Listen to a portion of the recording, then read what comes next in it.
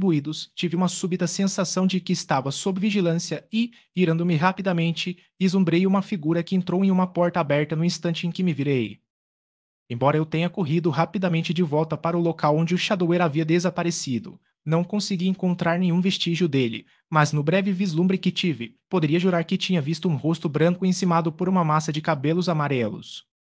O incidente me deu um considerável alimento para a especulação, pois se eu estivesse certo na conclusão induzida pelo vislumbre superficial que tive do espião, então Matai-chan e Tori deveriam suspeitar de minha identidade, e se isso fosse verdade, nem mesmo o serviço que prestei a Kulantit poderia me salvar de seu fanatismo religioso. Mas nunca conjecturas vagas ou medos infrutíferos para o futuro tiveram peso suficiente em minha mente para me impedir de descansar, e assim esta noite me joguei sobre minhas sedas e peles adormecidas e caí imediatamente em um sono sem sonhos. Calotes não são permitidos dentro das paredes do palácio propriamente dito, e por isso tive que relegar o pobre Wola a aposentos nos estábulos onde os toats reais são mantidos. Ele tinha apartamentos confortáveis e até luxuosos, mas eu teria dado muito para tê-lo comigo, e se ele tivesse sido, a coisa que aconteceu naquela noite não teria acontecido. Eu não poderia ter dormido mais de um quarto de hora quando de repente fui acordado pela passagem de alguma coisa fria e úmida na minha testa. Instantaneamente me levantei, agarrando-me na direção em que pensei que estava a presença. Por um instante, minha mão tocou a carne humana, então, quando me lancei de cabeça na escuridão para agarrar meu visitante noturno, meu pé ficou preso em minhas sedas adormecidas e caí esparramado no chão. Quando retomei meus pés e encontrei o botão que controlava a luz, meu interlocutor havia desaparecido. Uma busca cuidadosa na sala não revelou nada que explicasse a identidade ou os negócios da pessoa que me procurara secretamente na calada da noite. E o propósito poderia ser roubo, eu não podia acreditar, já que os ladrões são praticamente desconhecidos em Barsoom. O assassinato, no entanto, é desenfreado, mas mesmo esse não poderia ter sido motivo de meu amigo furtivo, pois ele poderia facilmente ter me matado se desejasse. Eu tinha quase desistido de conjecturas infrutíferas e estava a ponto de voltar a dormir quando uma dúzia de guardas caulianos entrou em meu apartamento. O oficial encarregado era um dos meus anfitriões geniais da manhã, mas agora em seu rosto não havia nenhum sinal de amizade. O Lantito ordena sua presença diante dele, disse ele. Venha. Cercado por guardas, marchei de volta pelos corredores do palácio de Kulantit, Jedak de Kaol, até a grande câmara de audiência no centro da estrutura maciça. Quando entrei no apartamento brilhantemente iluminado, cheio de nobres de Kaol e os oficiais do Jedak visitante, todos os olhos se voltaram para mim. Sobre o grande estrado no final da câmara havia 3 tronos, sobre os quais estavam sentados Kulantit e seus 2 convidados, Matai-chan e o Jedak visitante. Subindo o amplo corredor central, marchamos sob um silêncio mortal e, ao pé dos tronos, paramos. Prefira sua carga, disse Kulantit, voltando-se para alguém que estava entre os nobres à sua direita. Então Turid, o dator negro dos primogênitos, deu um passo à frente e me encarou. Nobre Jedak, disse ele, dirigindo-se a Kulantit, desde o início suspeitei desse estranho dentro de seu palácio. Sua descrição de suas proezas diabólicas combinava com a do arqui-inimigo da verdade em Barsoom. Mas para que não houvesse engano, enviei um sacerdote de seu próprio culto sagrado para fazer o teste que deveria perfurar seu disfarce e revelar a verdade. Eis o resultado. E Turid apontou um dedo rígido para minha testa. Todos os olhos seguiram a direção daquele dígito acusador, só eu parecia perdido para adivinhar que sinal fatal repousava em minha testa. O oficial ao meu lado adivinhou minha perplexidade, e quando as sobrancelhas de Kulantit escureceram em uma carranca ameaçadora enquanto seus olhos pousavam em mim, o nobre tirou um pequeno espelho de sua bolsa de bolso e segurou-o diante de mim. Um olhar para o reflexo que me devolveu foi suficiente. Da minha testa, a mão do terno sorrateiro estendeu a mão através da escuridão oculta do meu quarto e enxugou um pedaço do pigmento vermelho disfarçado tão largo quanto a palma da minha mão. Abaixo mostrava a textura bronzeada da minha própria pele branca. Por um momento, Turid parou de falar para aumentar, suspeito, o efeito dramático de sua revelação. Então ele retomou. Aqui, ó Kulantit, ele gritou, está aquele que profanou os templos dos deuses de Marte, que violou as próprias pessoas dos santos Ternes e virou o mundo contra a sua religião milenar. Diante de você, em seu poder, Jedak de Kaol, defensor dos santos, está Dion Carter, príncipe de Hélio. Kulantit olhou para Matai-chan como se quisesse corroborar essas acusações. O santo Terna acenou com a cabeça. É de fato o arquiblasfemador, disse ele. Mesmo agora ele me seguiu até o coração de seu palácio, Kulantit, com o único propósito de me assassinar. Que? Ele mente. Eu chorei. Colantito, ouça para que você possa saber a verdade. Ouça enquanto eu lhe digo porque Dion Carter seguiu Matachand até o coração de seu palácio. Ouça-me, assim como a eles, e então julgue se meus atos não estão mais de acordo com o verdadeiro cavalheirismo e honra barsomianos do que os desses devotos vingativos dos credos espúrios de cujos laços cruéis libertei seu planeta. Silêncio, rugiu Jedak, levantando-se e colocando a mão no punho da espada. Silêncio, blasfemador. O Lantito não precisa permitir que o ar de sua câmara de audiência seja contaminado pelas heresias que saem de sua garganta poluída para julgá-lo. Você já está autocondenado. Esta determinará a maneira de sua morte.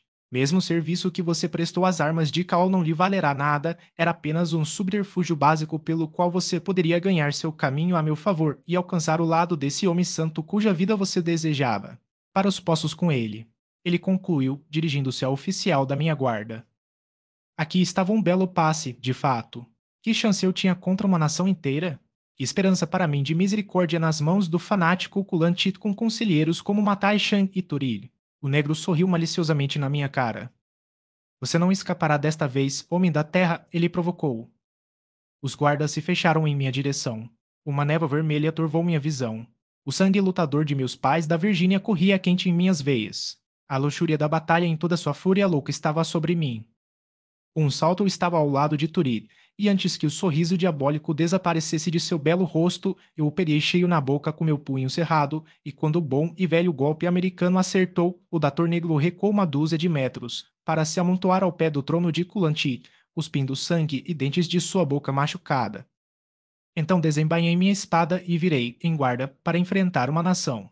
Em um instante, os guardas estavam sobre mim, mas antes que um golpe fosse desferido, uma voz poderosa se ergueu acima do barulho de guerreiros gritando, e uma figura gigante saltou do estrado ao lado de Kulantik e, com uma espada longa desembainhada, jogou-se entre mim e meus adversários.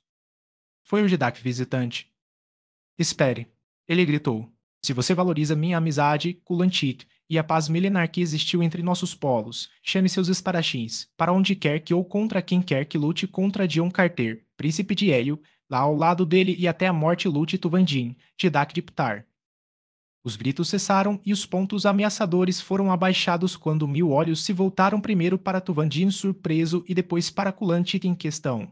A princípio, o Jedak de Kaol ficou branco de raiva, mas antes de falar ele havia se dominado, de modo que seu tom era calmo e condizente com a relação sexual entre dois grandes Jedaks. Tuvandin, disse ele lentamente, deve ter grande provocação para profanar os antigos costumes que inspiram o comportamento de um hóspede dentro do palácio de seu anfitrião. Para que eu também não me esqueça de mim mesmo, como meu amigo real, prefiro permanecer em silêncio até que o Jedak de Ptark ganhe de mim aplausos por sua ação, relatando as causas que a provocaram. Pude ver que o Jedak de Ptart estava decidido a jogar seu metal no rosto de Kulantit, mas ele se controlou tão bem quanto seu anfitrião. Ninguém conhece melhor do que Tuvandin, disse ele, as leis que governam os atos dos homens nos domínios de seus vizinhos, mas Tuvandin deve lealdade a uma lei mais elevada do que essa lei da gratidão. Nem a qualquer homem em Barsuma ele tem uma dívida maior de gratidão do que a de Dion Carter, príncipe de Hélio. Anos atrás, Kulantit, continuou ele por ocasião de sua última visita a mim, você ficou muito impressionado com os encantos e graças de minha única filha, Tuvia. Você viu como eu a adorava, e mais tarde soube que, inspirada por algum capricho insondável, ela havia feito a última, longa e voluntária peregrinação no seio frio do misterioso ISS, deixando-me desolado. Alguns meses atrás, ouvi pela primeira vez sobre a expedição que Dion Carter liderou contra Issus e os Santos Terns. Rumores fracos das atrocidades relatadas como tendo sido cometidas pelos Terns contra aqueles que por incontáveis eras flutuaram pelo poderoso ISS chegaram aos meus ouvidos. Ouvi dizer que milhares de prisioneiros foram libertados, poucos dos quais ousaram retornar aos seus próprios países devido ao mandato de morte terrível que repousa sobre todos os que retornam do Vale Dor. Por um tempo não pude acreditar nas heresias que ouvi e orei para que minha filha Tuvia pudesse ter morrido antes mesmo de cometer o sacrilégio de retornar ao mundo exterior. Mas então o amor de meu pai se afirmou, e jurei que preferiria a condenação eterna a uma maior separação dela se ela pudesse ser encontrada. Então enviei emissários a Hélio, e à corte de Shodar, Didac dos primogênitos, e àquele que agora governa aqueles da nação Tern que renunciaram à sua religião, e de cada um e de todos ouvi a mesma história de crueldades e atrocidades indescritíveis perpetradas contra as pobres vítimas indefesas de sua religião pelos santos Terns. Muitos tinham visto ou conhecido minha filha, e de pessoas que tinham estado perto de Matai Shan, soube das indignidades que ele pessoalmente acumulou sobre ela, e fiquei feliz quando vim aqui e descobri que Matai Shan também era seu convidado, pois eu o teria procurado se tivesse levado uma vida inteira. Mas também eu ouvi e a da bondade cavalheiresca que Dion Carter concedeu à minha filha. Eles me contaram como ele lutou por ela e a resgatou, e como ele rejeitou a fuga dos selvagens Wargons do Sul, enviando-a para a segurança em seu próprio Toat e permanecendo a pé para encontrar os guerreiros verdes. Você pode se perguntar, Kulantit, que estou disposto a arriscar minha vida, a paz de minha nação, ou mesmo sua amizade, que eu valorizo mais do que qualquer outra coisa, para defender o príncipe de Hélio? Por um momento, Kulantit ficou em silêncio. Eu podia ver pela expressão de seu rosto que ele estava muito perplexo. Então ele falou. Tuvandin, disse ele, e seu tom era amigável, embora triste. Quem sou eu para julgar meu semelhante? Aos meus olhos, o pai de Ternes ainda é santo, e a religião que lhe ensina é a única religião verdadeira. Mas se eu me deparasse com o mesmo problema que o atormentou, não duvido que eu deveria sentir e agir exatamente como você. No que diz respeito ao príncipe de Hélio, posso agir, mas entre você e Matai Shan, meu único cargo pode ser o de conciliação. O príncipe de Hélio será escoltado em segurança até a fronteira do meu domínio antes que o sol se ponha novamente, onde estará livre para ir aonde quiser, mas sob pena de morte ele nunca mais deve entrar na terra de Caol. Se houver uma briga entre você e o pai de Terns, não preciso pedir que a solução seja adiada até que ambos tenham passado além dos limites do meu poder. Você está satisfeito, Tuvandi? O Jirak de Ptarta assentiu com a cabeça, mas a carranca feia que ele inclinou sobre Matai ainda brigava mal por aquele deus de rosto pastoso. O príncipe de Hélio está longe de estar satisfeito, gritei, interrompendo rudemente o início da paz, pois não tinha estômago para a paz pelo preço que havia sido nomeado. Escapei da morte em uma dúzia de formas para seguir Matai Shang e alcançá-lo, e não pretendo ser levado, como um toate decrépito, para o abate do objetivo que conquistei pela destreza do meu braço de espada e pela força de meus músculos. Nem Tuvandin, Didac de Ptart, ficará satisfeito quando me ouvir. Você sabe por que segui Matai Shang e Turid, o Dator Negro, das florestas do Valedor por meio mundo através de dificuldades quase intransponíveis. Você acha que Dion Carter, príncipe de Hélio, se rebaixaria ao assassinato? O Lantit pode ser tão tolo a ponto de acreditar nessa mentira, sussurrada em seu ouvido pelo santo Tern ou da Torturi? Eu não sigo Matai Shan para matá-lo, embora o deus do meu próprio planeta saiba que minhas mãos coçam para estar em sua garganta. Eu sigo Tuvandin, porque com ele estão dois prisioneiros, minha esposa, Dejatoris, princesa de Hélio, e sua filha, Tuvia de Ptar. Agora você acha que eu me permitirei ser levado para além dos muros de Caol, a menos que a mãe de meu filho me acompanhe e sua filha seja restaurada? Tuvandin voltou-se para Kulanti. A raiva ardia em seus olhos aguçados, mas pela maestria de seu autocontrole, ele manteve o tom nivelado enquanto falava. Você conhecia essa coisa, Kulanti? Ele perguntou. Você sabia que minha filha estava prisioneira em seu palácio? Ele não podia saber, interrompeu Matai Shan, branco com o que tenho certeza de que era mais medo do que raiva. Ele não poderia saber, pois é uma mentira. Eu teria tido sua vida por isso no local, mas mesmo quando saltei em direção a ele, Tuvandin colocou uma mão pesada sobre meu ombro. Espere, ele disse para mim, e depois para Kulanti. Não é mentira. Isso eu aprendi sobre o príncipe de Hélio, ele não mente. Responda-me, Kulanti, eu lhe fiz uma pergunta. 3 mulheres vieram com o pai de Ternes, respondeu Kulanti. Paidor, sua filha e 2 que foram relatados como seus escravos. Se estes são Tuvia de Ptar e Dejatoris de Hélio, eu não sabia, não vi nenhum dos dois. Mas, se forem, serão devolvidos a você amanhã. Enquanto falava, ele olhou diretamente para Matai Shan, não como um devoto deve olhar para um sumo sacerdote, mas como um governante de homens olha para alguém a quem ele emite uma ordem. Deve ter ficado claro para o pai de Ternes, como foi para mim, que as recentes revelações de seu verdadeiro caráter já haviam feito muito para enfraquecer a fé de Kulanti, e que seria necessário pouco mais para transformar o poderoso Jidak em um inimigo declarado, mas tão fortes são as sementes da superstição que até mesmo o grande Kaulian ainda hesitou em cortar o fio final que o prendia à sua antiga religião. Matai-Shan foi sábio o suficiente para parecer aceitar o mandato de seu seguidor e prometeu trazer as duas escravas para a câmara de audiência no dia seguinte. É quase de manhã agora, disse ele, e eu não gostaria de interromper o sono de minha filha, ou gostaria de trazê-los imediatamente para que você pudesse ver que o príncipe de Hélio está enganado. E ele enfatizou a última palavra em um esforço para me afrontar tão sutilmente que eu não poderia me ofender abertamente. Eu estava prestes a me opor a qualquer atraso e exigir que a princesa de Hélio fosse trazida a mim imediatamente quando Tuvandine fez tal insistência parecer desnecessária. Eu gostaria de ver minha filha imediatamente, disse ele, mas se Culantito me der sua garantia de que ninguém terá permissão para deixar o palácio esta noite, e que nenhum mal acontecerá de Jatoriz ou Tuvia de Ptarte entre agora e o momento em que forem trazidos à nossa presença nesta câmara à luz do dia, não vou insistir. Ninguém deve deixar o palácio esta noite, respondeu o Jedak de Kaol, e Matai Shank nos dará a garantia de que nenhum mal virá para as duas mulheres. O Terno concordou com um aceno de cabeça. Alguns momentos depois, Kulantita indicou que a audiência estava no fim e, a convite de Tuvandin, acompanhei o Jedak de Pistarca a seus próprios aposentos, onde nos sentamos até o amanhecer, enquanto ele ouvia o relato de minhas experiências em seu planeta e tudo o que havia acontecido com sua filha durante o tempo em que estivemos juntos. Descobri que o pai de Tuvia era um homem segundo o meu coração, e naquela noite vi o início de uma amizade que cresceu até ficar atrás apenas da que existe entre Tars Tarkas, o Jedak Verde de Tark e eu. A primeira explosão do súbito amanhecer de Marte trouxe mensageiros de Kulantit, convocando-nos para a câmara de audiência onde Tuvandine receberia sua filha após anos de separação, e eu deveria me reunir com a gloriosa filha de Hélio após uma separação quase ininterrupta de 12 anos. Meu coração batia forte em meu peito até que olhei ao meu redor com vergonha, tão certo de que todos dentro da sala deveriam ouvir. Meus braços doriam para envolver mais uma vez a forma divina dela, cuja eterna juventude e beleza imorredora eram apenas manifestações externas de uma alma perfeita. Por fim, o mensageiro despachado para buscar Matashan voltou. Estiquei o pescoço para ter o primeiro vislumbre daqueles que deveriam estar seguindo, mas o mensageiro estava sozinho. Parando diante do trono, ele se dirigiu a seu Jedak com uma voz que era claramente audível para todos dentro da câmara.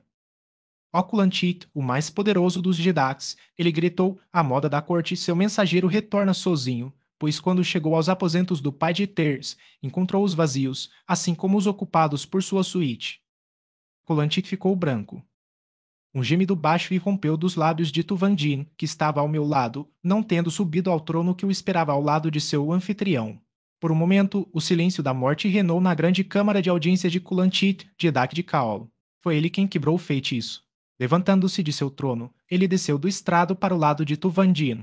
Lágrimas escureceram seus olhos quando ele colocou as duas mãos sobre os ombros de seu amigo. Ó Tuvandin, ele gritou que isso deveria ter acontecido no palácio de seu melhor amigo. Com minhas próprias mãos eu teria torcido o pescoço de Matai-Shan se tivesse adivinhado o que estava em seu coração sujo. Ontem à noite, minha fé ao longo da vida foi enfraquecida, esta manhã ela foi destruída, mas tarde demais, tarde demais. Para arrancar sua filha e a esposa deste guerreiro real das garras desses arquidemônios, você tem apenas que comandar os recursos de uma nação poderosa, pois todo o caos está à sua disposição. O que pode ser feito? Diga a palavra. Primeiro, sugeri, vamos encontrar aqueles de seu povo que são responsáveis pela fuga de Matai Shang e seus seguidores. Sem a ajuda da guarda do palácio, isso não poderia ter acontecido. Procure o culpado e force deles uma explicação sobre a maneira de sua partida e a direção que tomaram. Antes que Kulantit pudesse emitir os comandos que iniciariam a investigação, um belo jovem oficial deu um passo à frente e se dirigiu ao seu Jedak.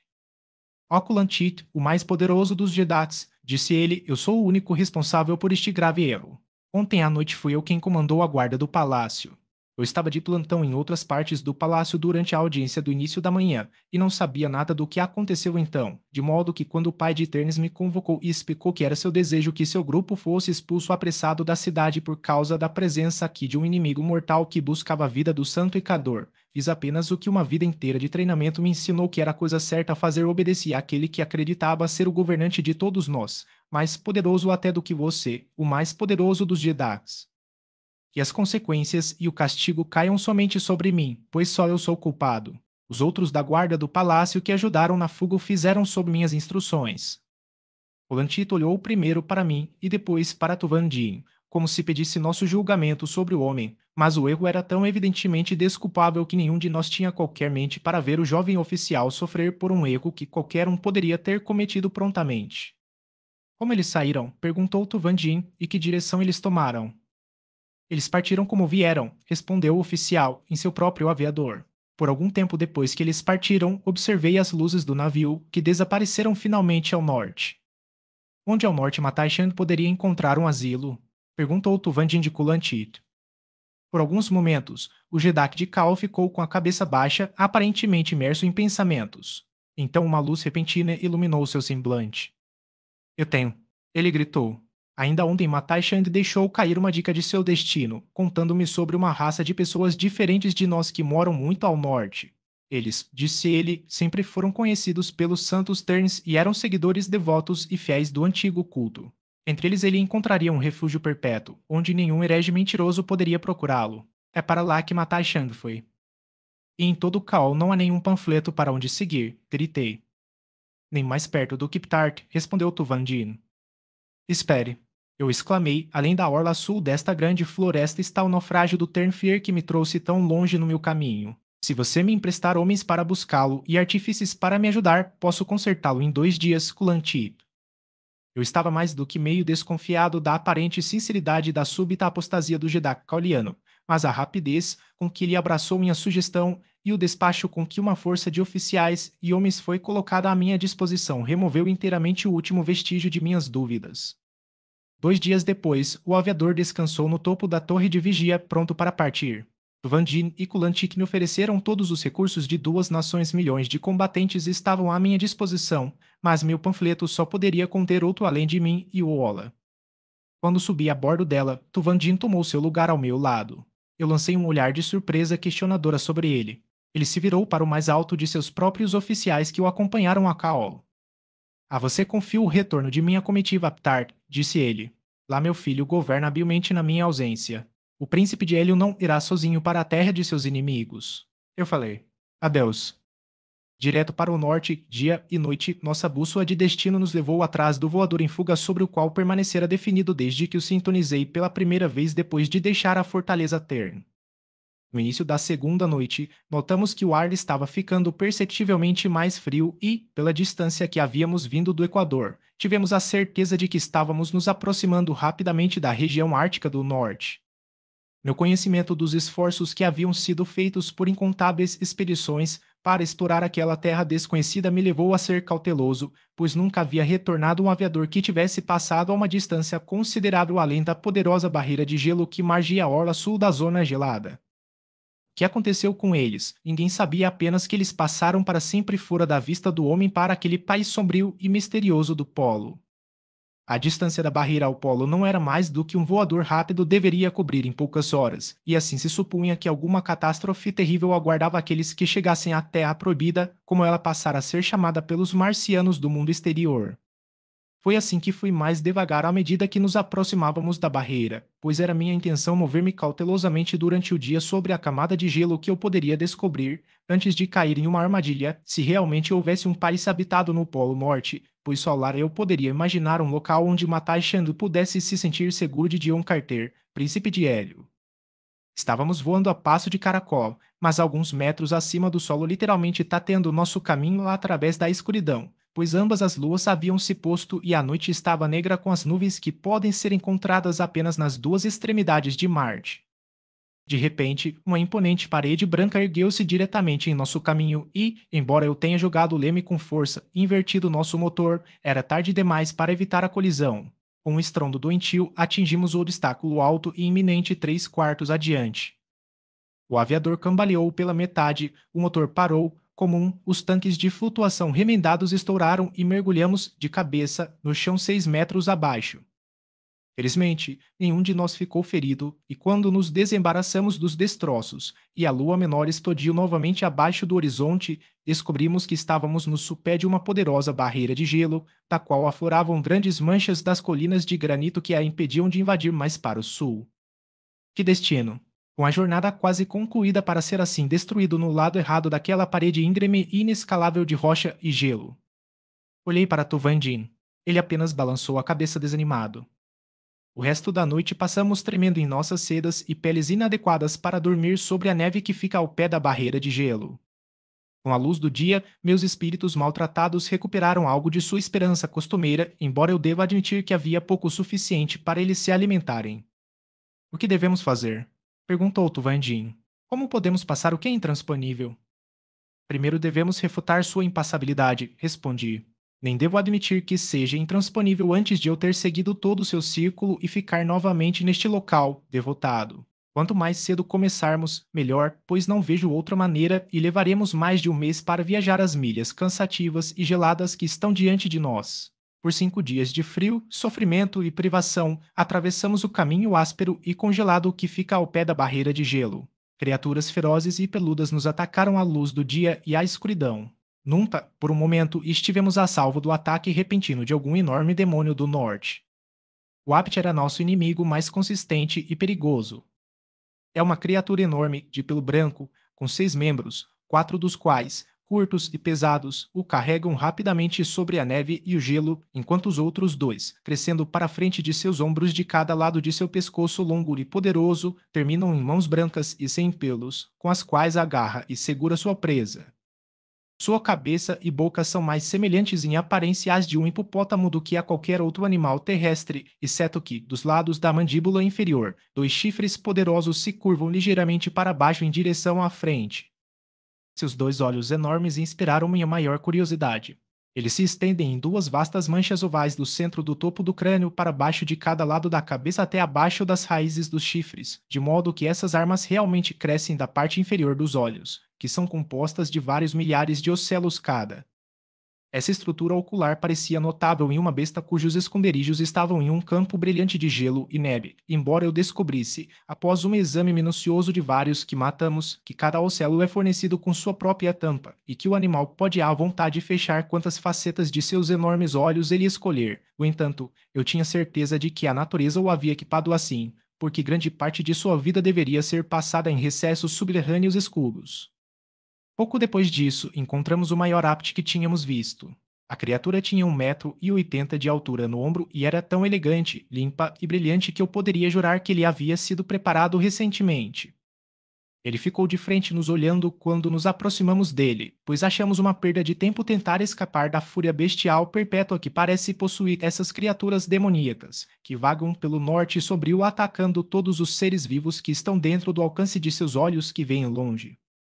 Mesmo quando suas barrigas estão cheias e eles não podem mais comer, eles matam puramente pelo prazer que obtêm de tirar a vida, e assim, quando esse Apt em particular falhou em nos atacar e, em vez disso, girou e trotou quando nos aproximamos dele, eu teria ficado muito surpreso se não tivesse por acaso vislumbrado o brilho de um colar de ouro em volta do pescoço.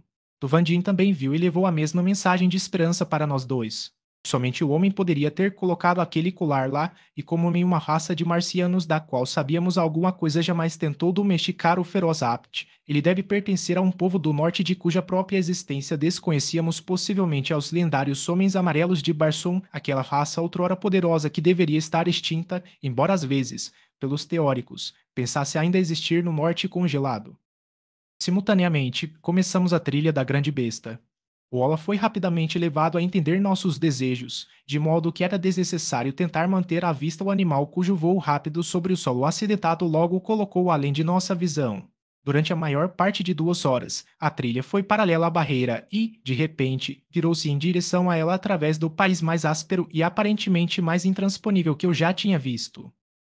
Enormes pedras de granito bloquearam o caminho por todos os lados. Fendas profundas no gelo ameaçavam nos engolir ao menor passo em falso, e do norte uma leve brisa soprava em nossas narinas um fedor indescritível que quase nos sufocava. Por mais 2 horas, estivemos ocupados em atravessar algumas centenas de metros até ao sopé da barreira. Então, virando a esquina de um afloramento de granito semelhante a uma parede, chegamos a uma área lisa de 2 ou 3 acres antes da base da imponente pilha de gelo e rocha que nos confundiu por dias, e diante de nós vimos a boca escura e cavernosa de uma caverna. Esse portal repelente emanava um fedor horrível e, quando Tuvandina espiou o lugar, parou com uma exclamação de profundo espanto. Por todos os meus ancestrais, ele ejaculou, que eu deveria ter vivido para testemunhar a realidade das lendárias cavernas da carniça. Se estes realmente são eles, encontramos um caminho além da barreira de gelo. As antigas crônicas dos primeiros historiadores de Barsoom, tão antigas que por séculos as consideramos mitologia, registram a passagem dos homens amarelos, da devastação das hordas verdes que invadiram Barsoom enquanto a secagem dos grandes oceanos expulsava as raças dominantes de suas fortalezas. Eles falam das andanças dos remanescentes dessa raça outrora poderosa, acossada a cada passo, até que finalmente encontraram um caminho através da barreira de gelo do norte para um vale fértil no polo. Na abertura da passagem subterrânea que levava ao seu refúgio foi travada uma poderosa batalha, na qual os homens amarelos foram vitoriosos e, dentro das cavernas que davam entrada ao seu novo lar, empilharam os corpos dos mortos, tanto amarelos quanto verdes, para que o fedor pudesse afastar os seus inimigos de mais perseguições. E desde aquele dia longínquo os mortos desta terra lendária foram levados para as cavernas da carniça, para que na morte e na decadência pudessem servir ao seu país e alertar os inimigos invasores. Aqui também é trazido, de modo que a fábula corre, todo o lixo da nação, tudo que está sujeito à podridão, e isso pode aumentar o mau cheiro que assalta nossas narinas. E a morte espreita a cada passo entre os mortos apodrecidos, pois aqui os ferozes aptos se escondem, aumentando o acúmulo pútrido com os fragmentos de suas próprias presas que eles não podem devorar. É um caminho horrível para o nosso objetivo, mas é o único. Você tem certeza, então, de que encontramos o caminho para a terra dos homens amarelos? Eu jurei. Tão certo quanto possível, respondeu ele, tendo apenas lendas antigas para apoiar minha crença. Mas veja o quão de perto, até agora, cada detalhe corresponde à história mundial da égida da raça amarela. Sim, tenho certeza de que descobrimos o caminho para seu antigo esconderijo. Se for verdade, e rezemos para que seja esse o caso, eu disse, então aqui podemos resolver o mistério do desaparecimento de Tardos Mors, Shedak de Hélio e Mors Kajak, seu filho, pois nenhum outro ponto em Barsoom permaneceu inexplorado pelas muitas expedições e pelos incontáveis espiões que os procuraram por quase 2 anos. A última palavra que veio deles foi que eles procuraram Cartoris, meu próprio filho corajoso, além da barreira de gelo.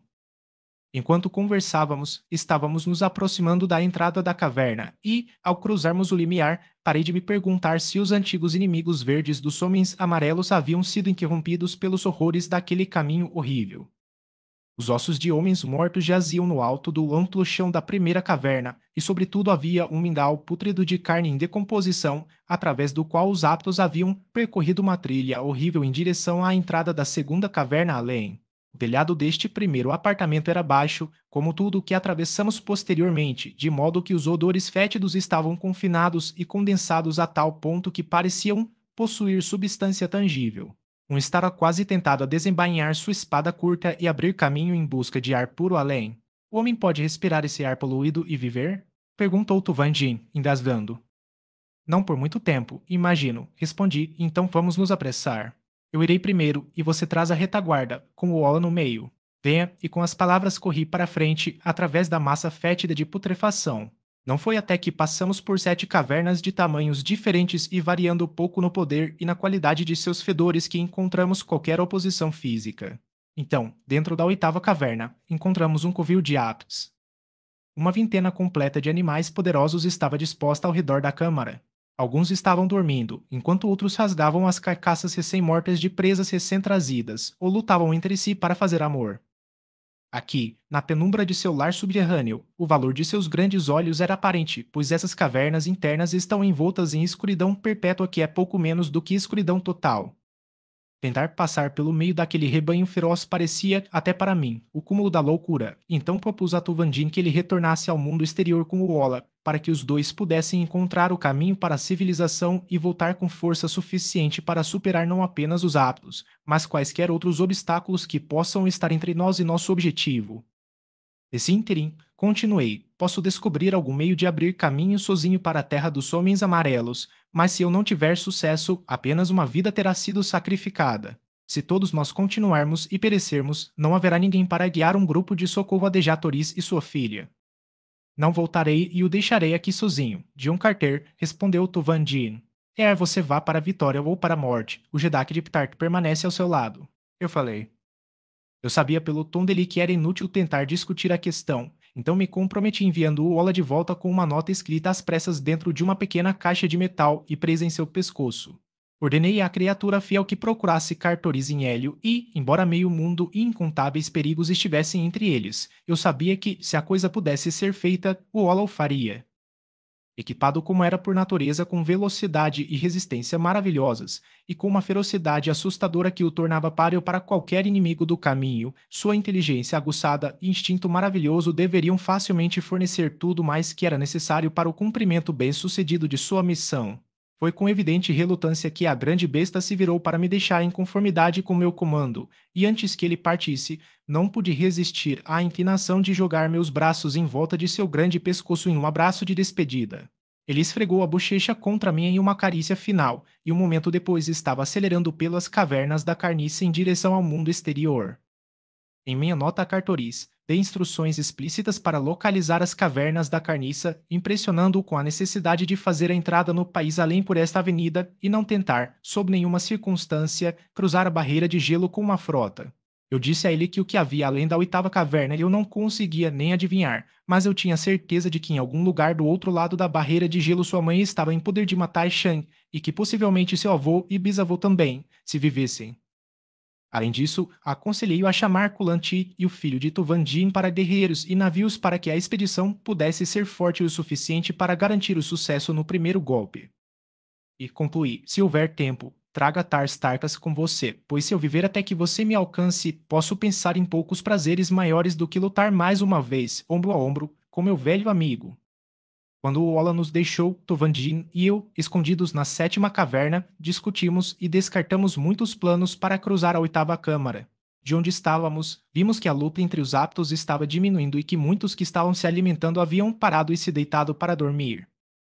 Logo ficou claro que em pouco tempo todos os monstros ferozes poderiam estar dormindo pacificamente e, assim, uma oportunidade perigosa nos foi apresentada para cruzar seu covil.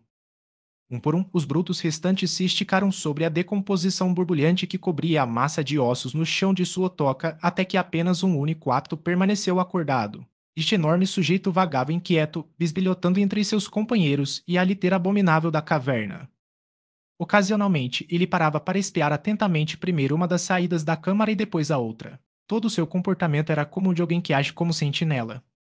Fomos finalmente forçados a acreditar que ele não dormiria enquanto os outros ocupantes do covil dormiam, e assim lançamos em nossas mentes algum esquema pelo qual pudéssemos enganá-lo. Finalmente, sugeri um plano a Tovandine e, como parecia tão bom quanto qualquer outro que havíamos discutido, decidimos testá-lo.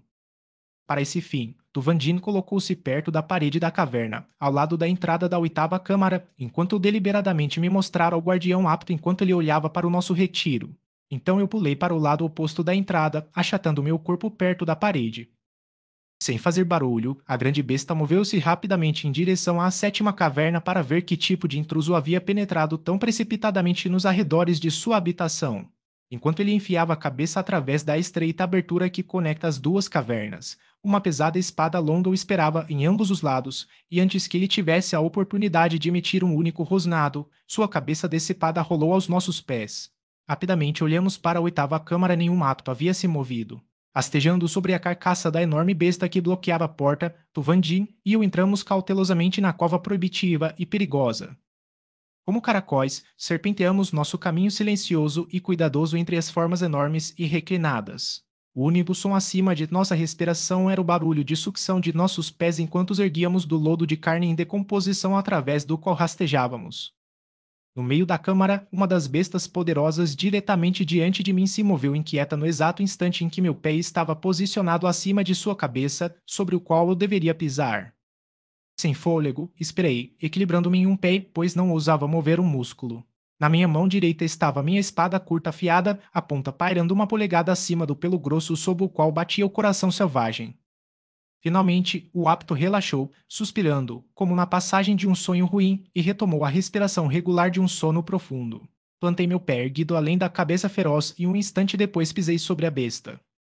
Tuvandin seguiu diretamente atrás de mim, e outro momento nos encontrou na porta mais distante, sem ser detectado. As cavernas da carniça consistem em uma série de 27 câmaras de conexão e apresentam a aparência de terem sido erodidas pela água corrente em alguma época distante, quando um poderoso rio encontrou seu caminho para o sul através desta única brecha na barreira de rocha e gelo que circunda o país do Polo. Tuvandin e eu atravessamos as 19 cavernas restantes sem aventura ou contratempo. Mais tarde, soubemos que, apenas uma vez por mês, é possível encontrar todos os aptos das cavernas da carniça em uma única câmara.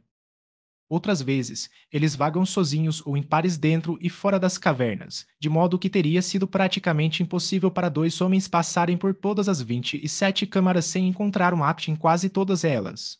Uma vez por mês eles dormem por um dia inteiro, e tivemos a sorte de tropeçar por acidente em uma dessas ocasiões. Além da última caverna, emergimos em um país desolado de neve e gelo, mas encontramos uma trilha bem marcada que levava ao norte. O caminho estava coberto de pedras, como havia sido ao sul da barreira, de modo que podíamos ver apenas uma curta distância à nossa frente a qualquer momento. Depois de algumas horas, passamos por uma enorme pedra para chegar a uma declividade íngreme que descia para um vale. Diretamente diante de nós, vimos meia dúzia de homens sujeitos ferozes de barba negra com cascas da cor de um limão maduro. Os homens amarelos de Barson, exclamou Tuvandine, como se mesmo agora que os viu, achasse quase impossível acreditar que a própria raça que esperávamos encontrar escondida nesta terra remota e inacessível realmente existisse. Nós nos retiramos para trás de uma pedra adjacente para observar as ações do pequeno grupo que estava amontoado ao pé de outra rocha enorme de costas para nós. Um deles estava espiando ao redor da borda da massa de granito como se observasse alguém que se aproximava do lado oposto. Logo o objeto de seu escrutínio entrou no alcance de minha visão e vi que era outro homem amarelo. Todos estavam vestidos com peles magníficas, os seis com a pele listrada preta e amarela do Orlu, enquanto aquele que se aproximava sozinho resplandecia na pele branca e pura de um apto. Os homens amarelos estavam armados com duas espadas, e um dardo curto estava pendurado nas costas de cada um, enquanto de seus braços esquerdos pendiam escudos semelhantes a taças do tamanho de um prato de jantar, cujos lados côncavos se voltavam para fora em direção ao antagonista. Pareciam insignificantes e fúteis instrumentos de segurança contra um espadachim comum, mas mais tarde eu veria o propósito deles e com que destreza maravilhosa os homens amarelos os manipulavam. Uma das espadas que cada um dos guerreiros carregava chamou minha atenção imediata.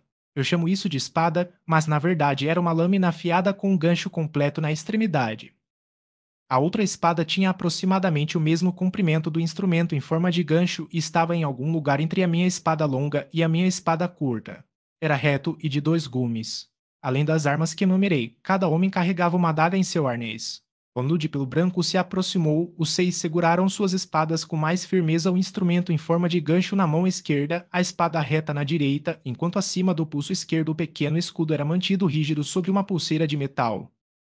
Quando o guerreiro solitário veio em frente a eles, os seis correram sobre ele com gritos diabólicos que não se assemelhavam a nada mais do que o grito de guerra selvagem dos Apaches do Sudoeste.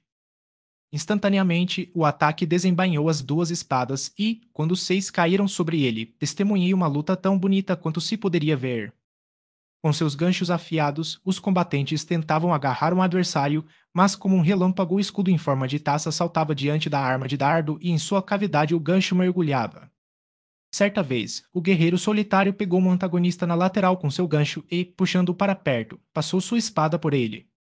Mas as chances eram muito desiguais e, embora aquele que lutou sozinho fosse de longe o melhor e mais corajoso de todos, vi que era apenas uma questão de tempo até que os cinco restantes encontrassem uma abertura através de sua maravilhosa guarda e o derrubassem. Agora, minhas simpatias sempre estiveram com o lado mais fraco de uma discussão e, embora eu não soubesse nada sobre a causa do problema, não pude ficar de braços cruzados e ver um homem corajoso massacrado por números superiores. Na verdade, presumo que dei pouca atenção à busca de uma desculpa, pois amo uma boa luta demais para precisar de qualquer outro motivo para participar quando se está a pé.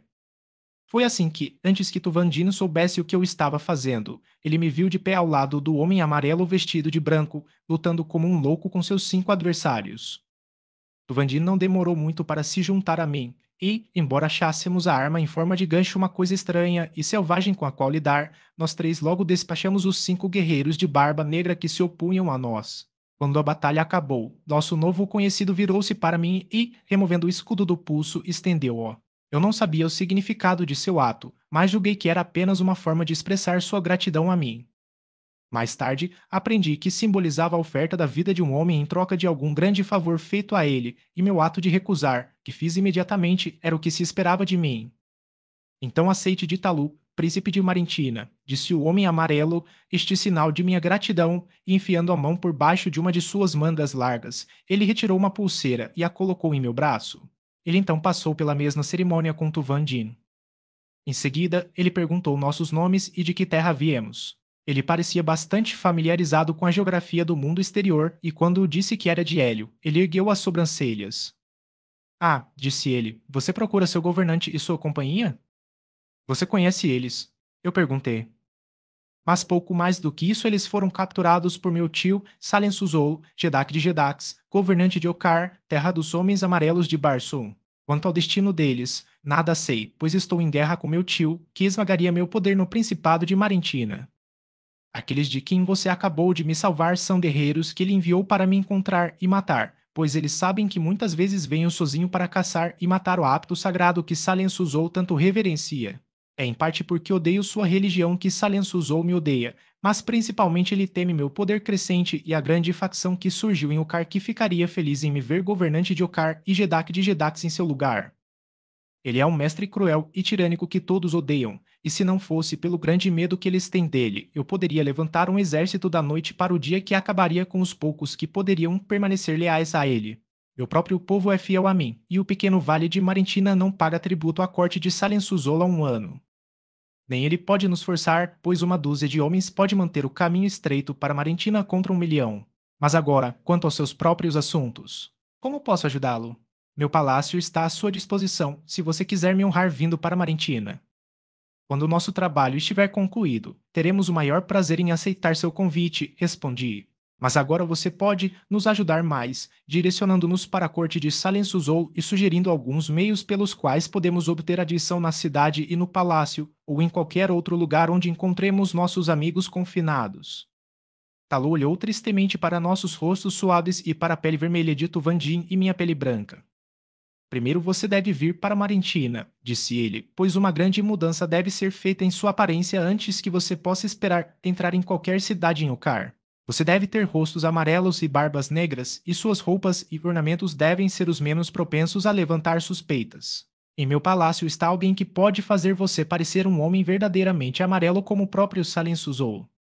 Seu conselho parecia sábio, e como aparentemente não havia outra maneira de garantir uma entrada bem-sucedida em Cadabra, a capital de Okar, partimos com Talu, príncipe de Marentina, para seu pequeno país rochoso. O caminho foi sobre algumas das piores viagens que já vi, e não me surpreende que nesta terra onde não há toates nem aviadores que Marentina tenha pouco medo de invasão, mas finalmente chegamos ao nosso destino, cuja primeira visão tive de uma ligeira elevação a meia milha da cidade. Alinhada em um vale profundo estava uma cidade de concreto marciano, cujas ruas, praças e espaços abertos eram cobertos com vidro. Por toda a parte havia neve e gelo, mas não havia nenhum sobre a cobertura de cristal arredondada e semelhante a uma cúpula que envolvia toda a cidade.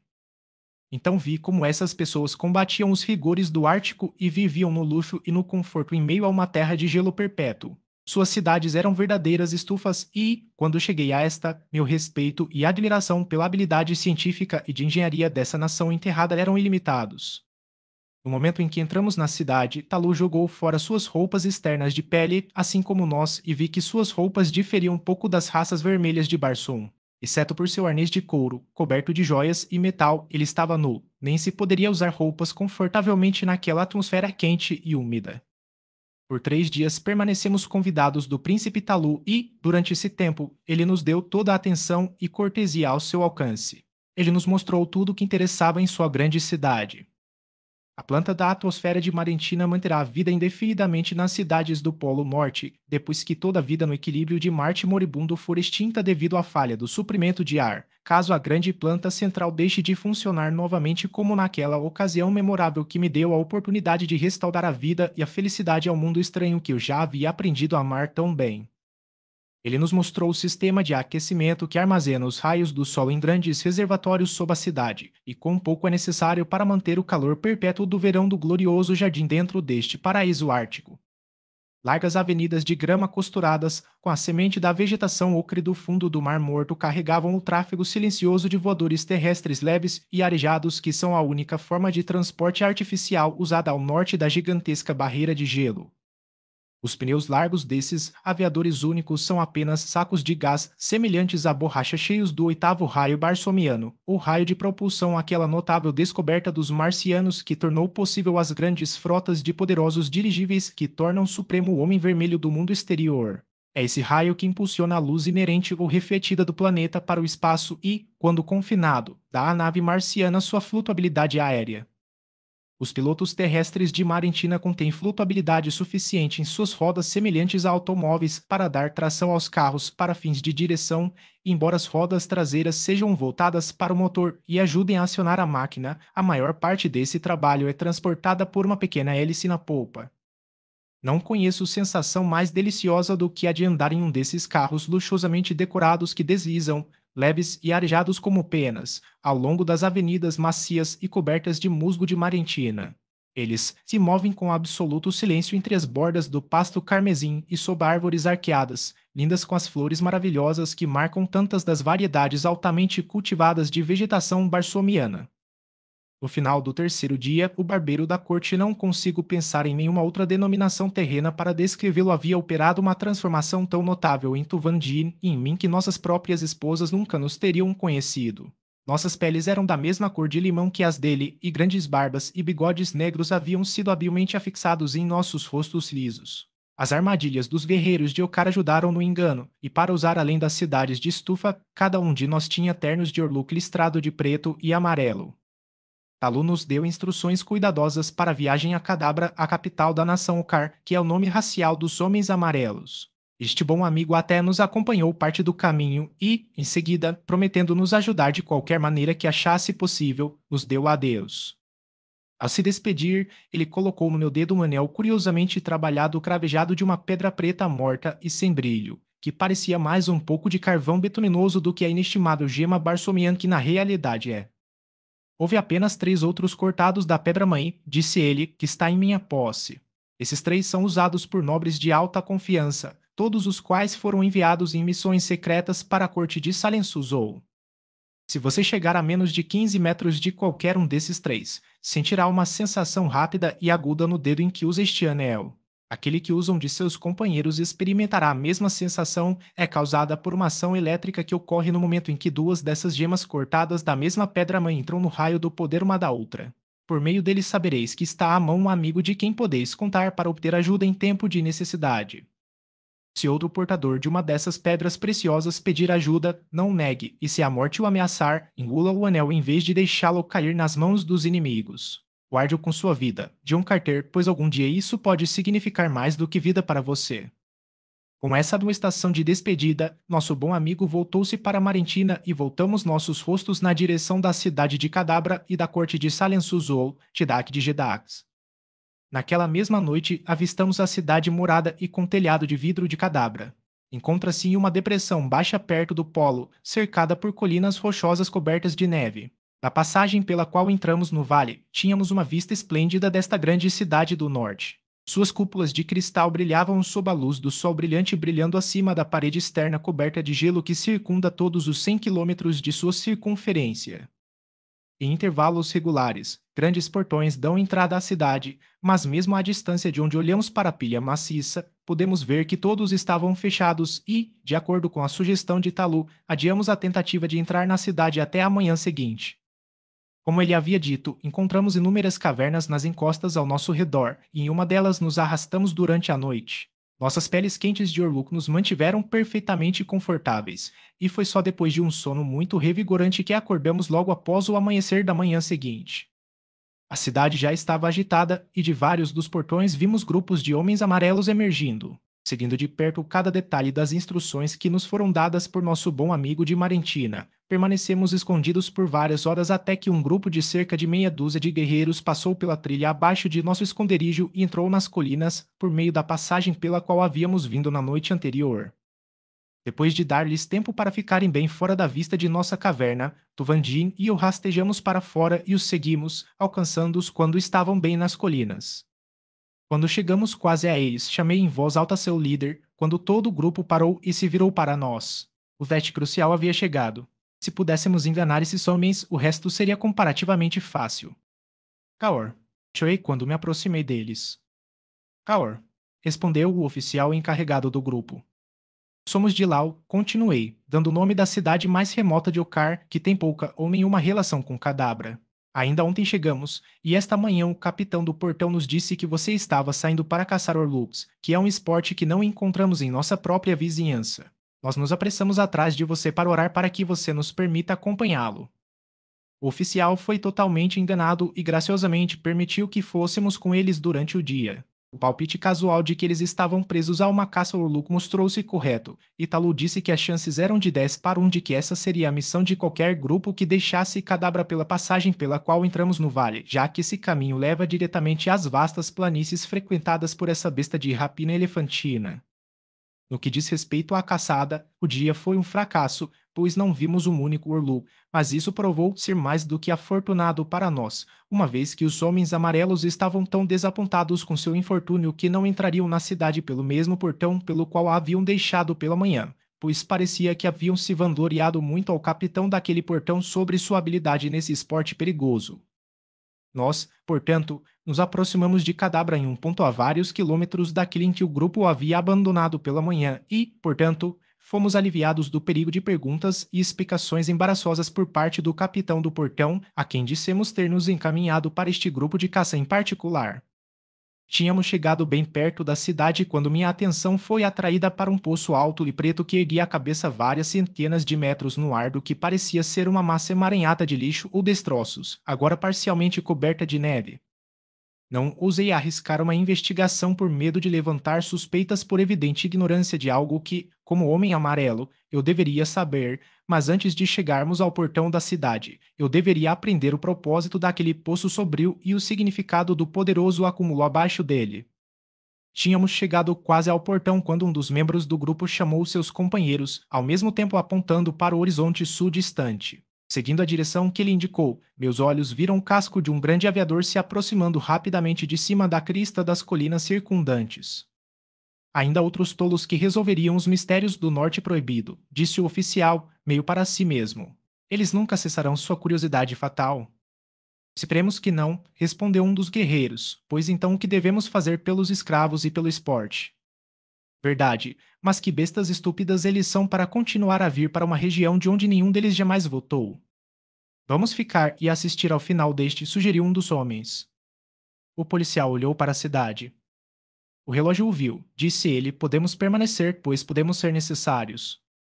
Olhei para a cidade e vi várias centenas de guerreiros saindo do portão mais próximo. Eles se moveram vagarosamente, como se não houvesse necessidade de pressa, nem havia, como eu estava prestes a aprender. Então voltei meus olhos mais uma vez para o voador. Ela estava se movendo rapidamente em direção à cidade e, quando chegou perto o suficiente, fiquei surpreso ao ver que suas hélices estavam ociosas. Direto para aquele eixo sombrio que ela carregava. No último minuto, vi as grandes lâminas se moverem para revertê-la, mas ela veio como se atraída por algum poder poderoso e irresistível. Intensa excitação prevalecia em seu cuvés, onde os homens corriam de um lado para o outro, manejando os canhões e se preparando para lançar os pequenos aviadores de um homem só, cuja frota faz parte do equipamento de todos os navios de guerra marcianos. Cada vez mais perto do eixo negro, o navio acelerou. Em outro instante, ela deve atacar, e então vi o sinal familiar que envia os barcos menores em um grande bando do convés do navio May. Instantaneamente, uma centena de minúsculos voadores se ergueram de seu convés, como um enxame de enormes libélulas, mas mal se afastaram do navio de guerra, o nariz de cada um se virou para o eixo, e eles também correram a uma velocidade assustadora em direção ao mesmo fim agora aparentemente inevitável que ameaçava o navio maior. Um momento depois, veio a colisão. Homens foram arremessados em todas as direções do convés do navio, enquanto ela, curvada e amassada, deu o último e longo mergulho na pilha de sucata na base do poço. Com ela caiu uma chuva de seus próprios pequenos voadores, pois cada um deles havia colidido violentamente com o eixo sólido. Notei que os voadores naufragados rasparam a lateral do poço e que sua queda não foi tão rápida quanto se poderia esperar. Então, de repente, o segredo da flecha explodiu sobre mim, e com ele uma explicação da causa que impediu que um voador que passasse muito longe pela barreira de gelo voltasse. O eixo era um poderoso ímã, e quando uma embarcação chegava ao raio de sua poderosa atração pelo aço de alumínio que entra tão amplamente na construção de todas as naves barsomianas, nenhum poder na Terra poderia impedir um fim como o que acabamos de testemunhar. Mais tarde, aprendi que o eixo repousa diretamente sobre o polo magnético de Marte, mas se isso acrescenta de alguma forma ao seu incalculável poder de atração, não sei. Eu sou um homem lutador, não um cientista. Aqui, finalmente, estava uma explicação para a longa ausência de Tardos Mors e Mors Cajá. Esses valentes e intrépidos guerreiros desafiaram os mistérios e perigos do norte congelado para procurar Cartoris, cuja longa ausência curvou em tristeza a cabeça de sua bela mãe, Tejatoris, princesa de Hélio. No momento em que o último dos voadores parou na base do poço, os guerreiros amarelos de barba negra enxamearam sobre a massa de destroços sobre os quais jaziam, fazendo prisioneiros aqueles que não estavam feridos e ocasionalmente despachando com um golpe de espada um dos feridos que pareciam propensos a se ressentir de suas provocações e insultos. Alguns dos homens vermelhos ilesos lutaram bravamente contra seus inimigos